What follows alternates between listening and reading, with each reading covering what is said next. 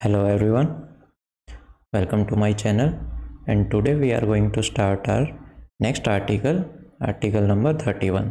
तो बेसिकली इसको तीन क्लोज के अंदर डिवाइड कर रखा है, article 31A, B and C, लेकिन आज हम कवर करने वाले हैं केवल A को।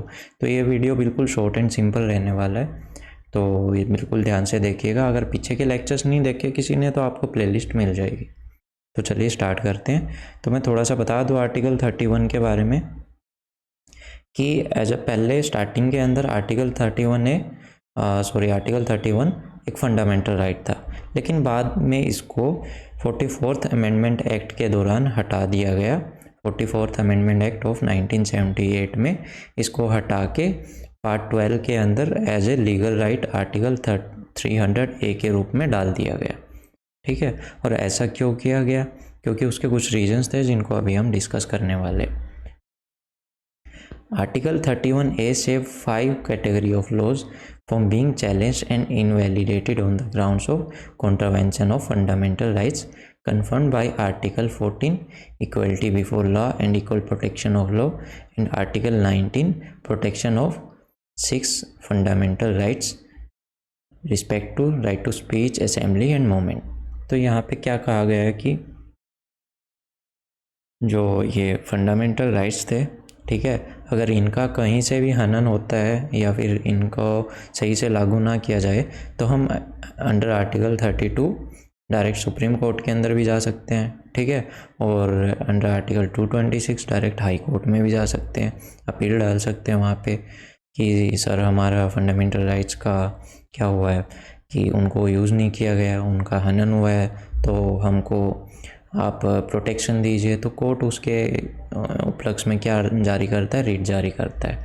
तो ऐसा ही क्या था ना, जैसे ही इंडिया जब आज़ाद हुआ था, ठीक है, तो इंडिया आज़ाद होते ही हमको कुछ कानूनों की ज़रूरत थी। ठीक है, उसके अंदर राइट टू प्रॉपर्टी भी था, जिसको बाद में हटा दिया गया था। और इसको हटाया क्यों गया था? क्योंकि देखो, देश की डेवलपमेंट के लिए, पब्लिक इंटरेस्ट के लिए सरकार को किस चीज़ की ज़रूरत पड़ती थी? ज़मीन की। रेलवे की लाइंस बिछानी थी, रोड बनाने थे, और उस टाइम पे ज़मीन सबसे ज़्यादा किन के पास थी? ज़मींदार, जागीरदार, क्योंकि अंग्रेज़ों ने उनको काफ़ी ज़मीनें दे रखी थी जिससे वो टैक्स कमाते थे और अंग्रेज़ों को देते थे। तो सरकार क्या चाहती थी कि भाई सबको सोशली इक्वल स्टेटस दिया जाए और ये जितनी भी ज़मीन है ये लोगों के बीच में बांटी भी जाए। तो अगर इसके लिए अगर वो उनसे धक्के से ज़मीन लेते हैं, ठीक है, और लोगों को बांट देते हैं, तो उनके फंडामेंटल राइट का क्या हो जाता? हनन हो जाता। तो फिर वो कहाँ जाते? अंडर आर्टिकल 32 सुप्रीम कोर्ट में चले जाते या फिर 226 के दौरान हाई कोर्ट में चले जाते। अब इस चीज़ को रोकने के लिए इन्होंने क्या करा ना, अमेंडमेंट करा 1951 के अंदर पहला अमेंडमेंट, जिसके अंदर 2 क्लोज डाले गए अंडर आर्टिकल 31A और 31B। ठीक है, अभी 31A के बारे में पढ़ते हैं।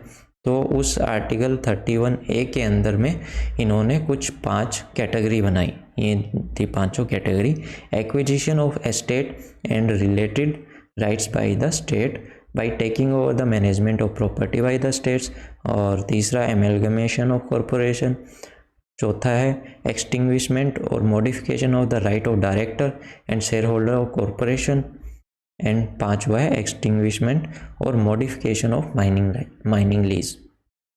तो ये जो पांचों पॉइंट है इनको अभी हम अच्छे से डिफाइन करेंगे।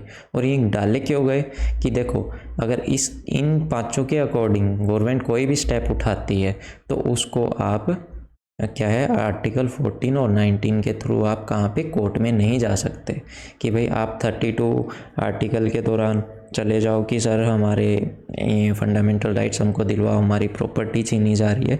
तो ये आर्टिकल 32 के अंडर में या फिर उसकी पावर के अंडर में नहीं आएगा। तो इस वजह से सरकार ने ये 5 कैटेगरी बनाई। अगर इन पांचों कैटेगरी के अंदर कोई भी रूल रेगुलेशन बनाया जाएगा तो वो एक तरह से फंडामेंटल राइट्स का हनन नहीं होगा। ये इसको इतनी पावर दे देता है कि ये फंडामेंटल राइट्स की जुरिडिक्शन से बाहर हो जाता है। तो पहला पढ़ते हैं एक्विजिशन ऑफ एस्टेट्स और रिलेटेड राइट्स बाय एस्टेट। तो यहाँ पे एस्टेट का क्या मतलब है कि जो ज़मींदार होते थे उनके पास काफ़ी ज़्यादा ज़मीन होती थी, तो उस ज़मीन को एक्वायर करना, ठीक है, उस ज़मीन को ही एस्टेट यहाँ पे बोला गया है। तो सरकार क्या कर सकती थी, किसी भी ज़मींदार की जो ज़मीन थी उसको एक्वायर कर सकती थी, और उसको एक्वायर करने के बाद वहाँ पे पब्लिक इंटरेस्ट के लिए कोई भी डेवलपमेंट किया जा सकता था, या फिर उसको गरीब लोगों के बीच में बांट दिया जा सकता था। ठीक है, यहाँ पे आप देख सकते हैं कि ये बड़े बड़े ज़मींदार की काफ़ी ज़मीन थी, तो गवर्नमेंट ने इसको एक्वायर कर लिया, ये भी गवर्नमेंट लैंड होगी, ये भी और ये भी। तो अब यहाँ पे गवर्नमेंट लोगों के डेवलपमेंट के लिए, देश के डेवलपमेंट के लिए यहाँ पे इंडस्ट्री भी लगा सकती है, रेलवे भी लाइन्स भी बिछा सकती हैं, रोड भी बना सकती है, ठीक है, कोई कैनाल भी बना सकती है, नहर वगैरह, नदी वगैरह, और इन्हीं ज़मीनों को गरीबों के लिए घर बनाना या फिर उनको उनकी रोज़ी रोटी कमाने के लिए, खेती करने के लिए उनको बांट भी सकती थी। तो अगर जब गवर्नमेंट ऐसा करती थी तो जो बड़ा ज़मींदार है वो कोर्ट में जाके अपील नहीं कर सकता था कि सर मेरी ज़मीन ज़बरदस्ती ली जा रही है, ठीक है, कि भाई मेरे फंडामेंटल राइट्स का यहाँ पे दुरुपयोग हो रहा है, तो उस केस में कोर्ट इसकी सुनवाई नहीं करेगा।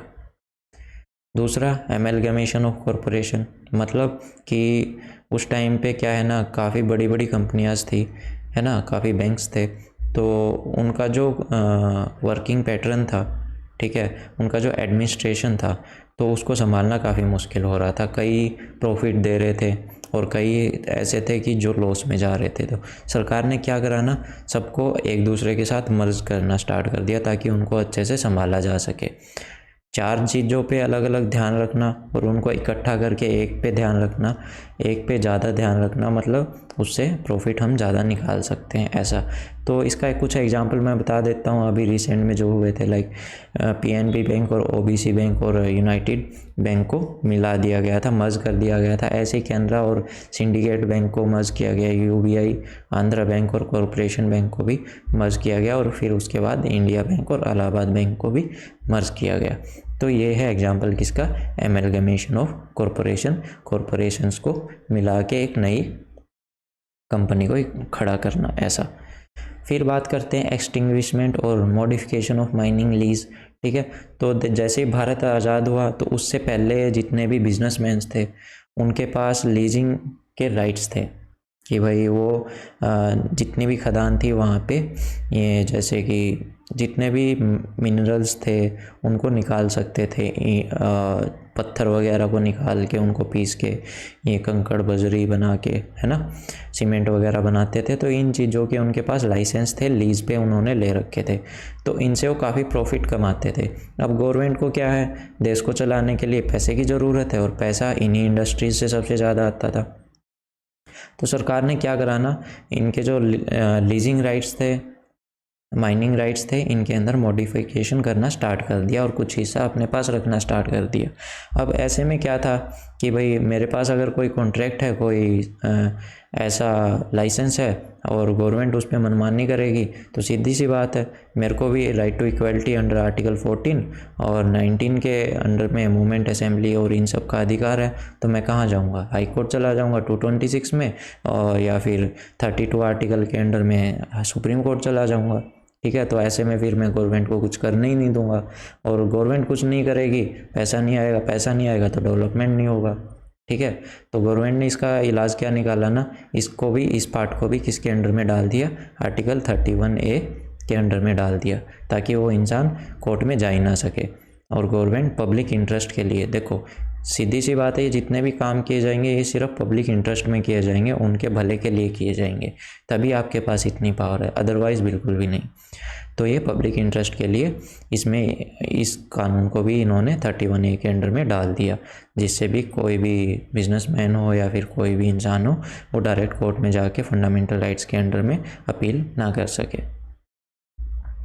ओके, फिर बात करते हैं taking over the management of properties by the state. अब कोई प्रॉपर्टी खाली पड़ी है किसी भी स्टेट के अंदर, तो वहाँ पे क्या करेगी गवर्नमेंट, उसको अपने अंडर में ले लेगी, ठीक है, और वहाँ पे अपना कोई नया फैक्ट्री लगा दिया, फिर कोई कंपनी सेटअप कर दी, उसके मैनेजमेंट को अपने आप से चलाने लगी, जिससे लोगों को रोज़गार मिले, उनको सैलरी मिले और उनका घर चलने लग जाए, ठीक है। तो इस वजह से उस प्रॉपर्टी के ऊपर भी कोई अपना क्लेम आके ऐसे ना करने पड़े, तो इस वास्ते इसको भी इसके अंदर डाल दिया गया।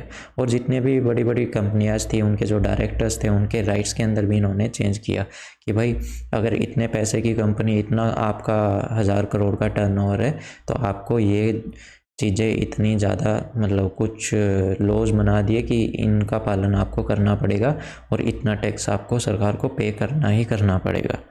तो ये था आर्टिकल 31A, बिल्कुल शॉर्ट एंड सिंपल।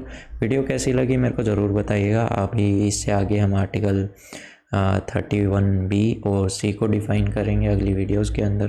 तो अब तक चैनल सब्सक्राइब ना किया हो तो प्लीज़ चैनल को सब्सक्राइब कीजिए, वीडियो लाइक कीजिए। कोई सुझाव हो, कोई भी कमी रही हो तो मेरे को कमेंट सेक्शन के अंदर ज़रूर बताइएगा।